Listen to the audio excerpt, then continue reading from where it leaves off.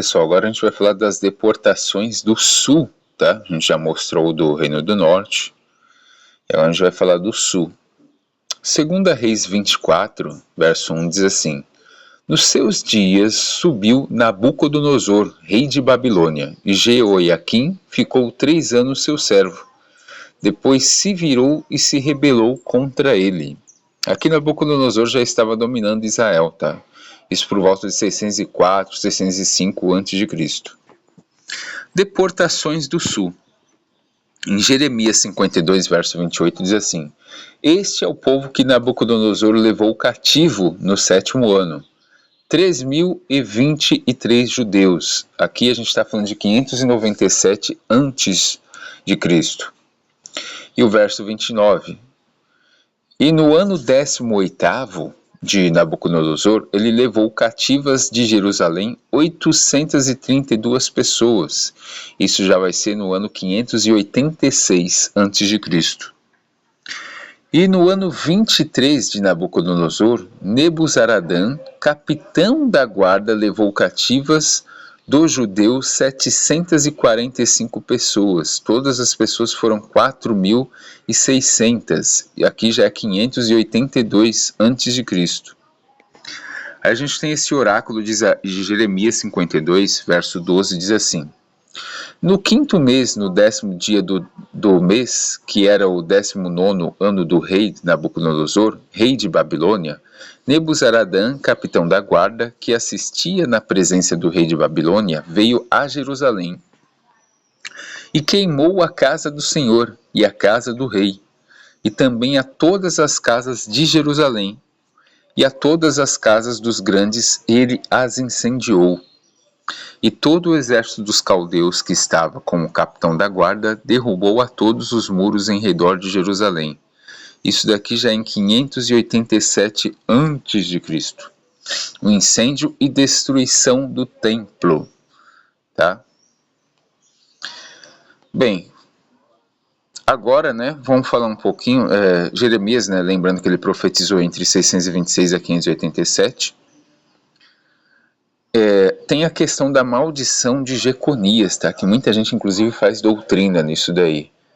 Não tem como vir alguém descendente de Davi, porque o Jeconias ele foi amaldiçoado, como se Deus ele não perdoasse, Vamos entender um pouquinho essa maldição de Jeconias.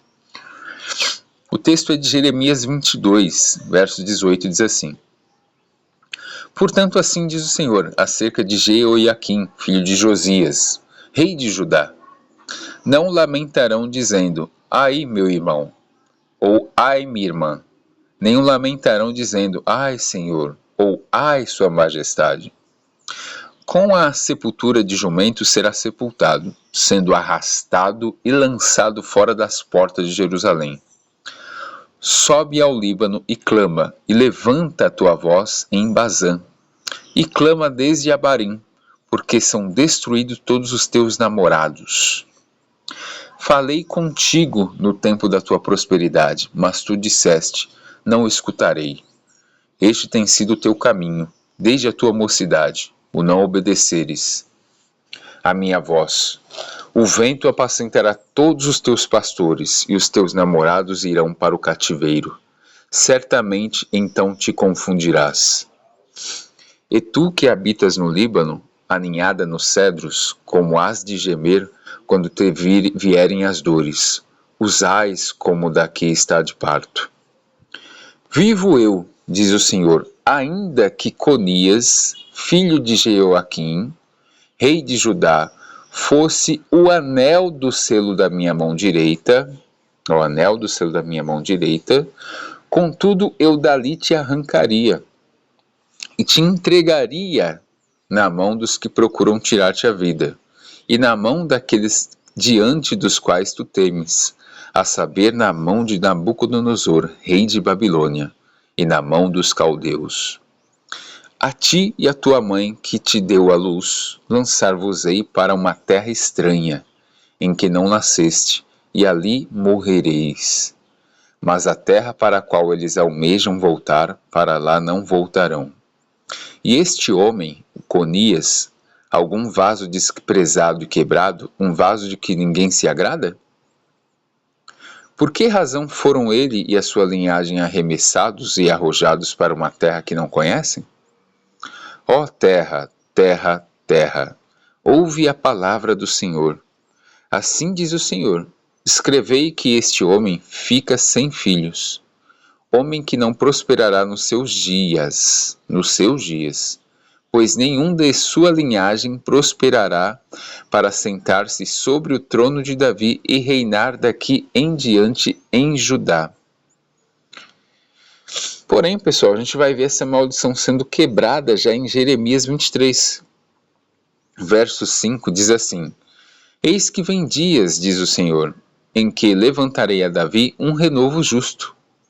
E sendo rei, reinará e procederá sabiamente, executando o juízo e a justiça na terra. Nos seus dias Judá será salvo, e Israel habitará seguro. E este é o nome de que será chamado: o Senhor, justiça nossa. Portanto, eis que vem dias, diz o Senhor, em que nunca mais dirão: vive o Senhor que nos tirou os filhos de Israel da terra do Egito. Mas vive o Senhor que tirou e que trouxe a linhagem da casa de Israel da terra do norte, e de todas as terras para onde os tinha arrojado, e eles habitarão na sua terra. E aqui, pessoal, seria uma pessoa ou uma sucessão descendente de Davi? Jeremias 33, verso 15 diz assim: naqueles dias e naquele tempo farei que brote a Davi um renovo de justiça. Ele executará juízo e justiça na terra. Naqueles dias Judá será salvo, e Jerusalém habitará em segurança. E este é o nome que lhe chamarão: o Senhor é nossa justiça. Você vê que é a mesma coisa de Jeremias 23. Pois assim diz o Senhor: nunca faltará a Davi varão que se assente sobre o trono da casa de Israel. Aqui vemos claramente que esse renovo não se trata apenas de uma única pessoa, e sim de uma sucessão. Nem aos sacerdotes levíticos faltará varão diante de mim para oferecer holocaustos e queimar ofertas de cereais e oferecer sacrifícios continuamente. Ou seja, um período que ainda vai ter sacrifício de animais. Porque tudo as pessoas também isolam o versículo, tudo é aplicado para Jesus, e não é bem assim, pessoal. Observem que não é só para o trono de Davi, mas também para sacerdotes fazerem sacrifícios. E a gente vai falar um pouquinho de Zorobabel depois, tá? E agora a gente vai ler o oráculo da mudança de sorte de Jeconias, né, que foi lançada uma maldição, mas tem uma certa mudança no final da vida dele.